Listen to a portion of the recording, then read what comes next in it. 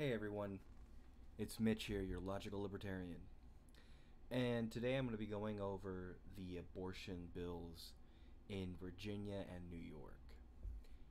Now, I won't be talking about them at much length because I'll be able to provide the resources. I have them in the description below, and I'll go over them very briefly. But I wanted to clear the air about these bills because a lot of conservatives are saying that these bills are supporting late-term abortion, like without any, you know, reason or medical necessity or physician authorization.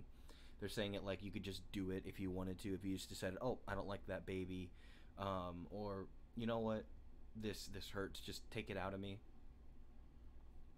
That's not what's going on. Granted, a lot of times conservatives always misconstrue information about things they don't like, no different from progressives, to be honest.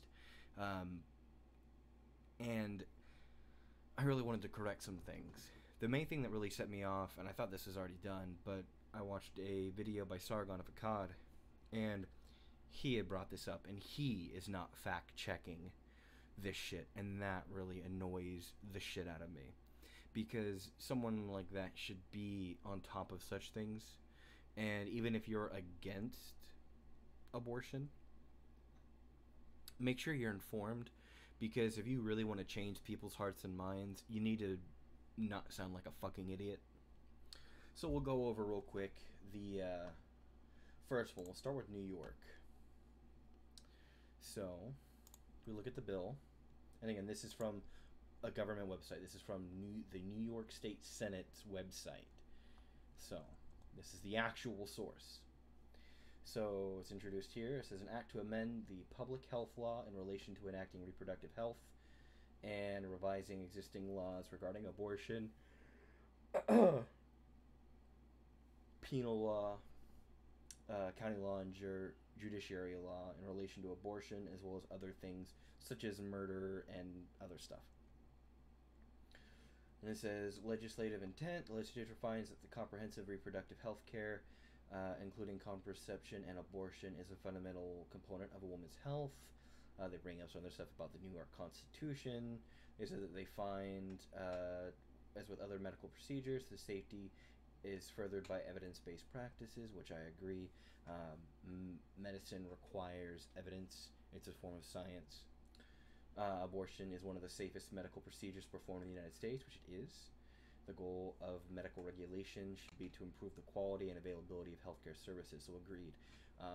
The goal is to actually, when it comes to improving medicine, is to make the requirements of seeking medical treatment more rare as well as more safe and effective.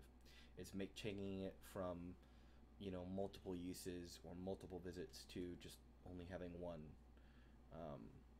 or very few.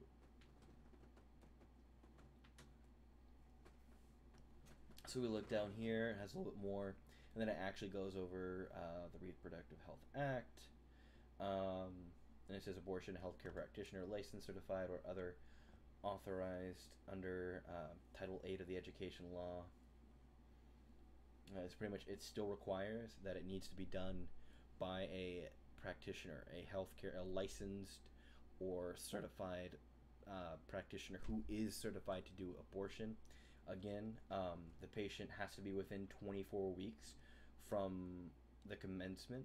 So you can't just do it after that.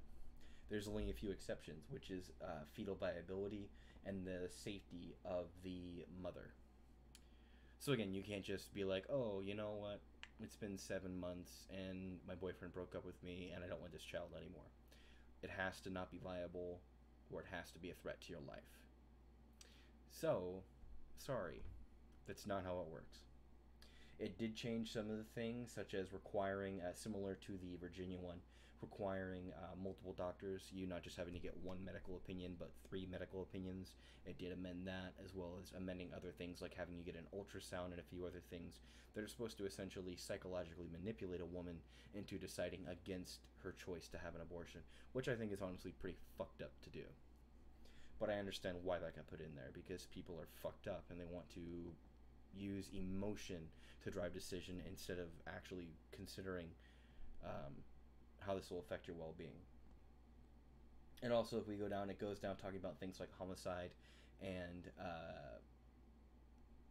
manslaughter and such, and it amends it to where it's only after 24 weeks. So from 24 weeks pregnant and afterward, do homicide and manslaughter apply as a double count.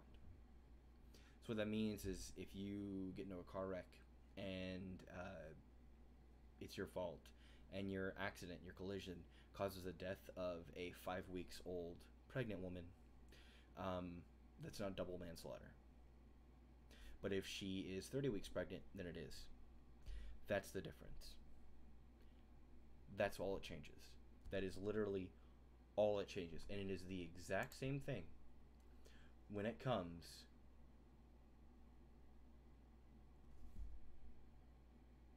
as well as making abortion not like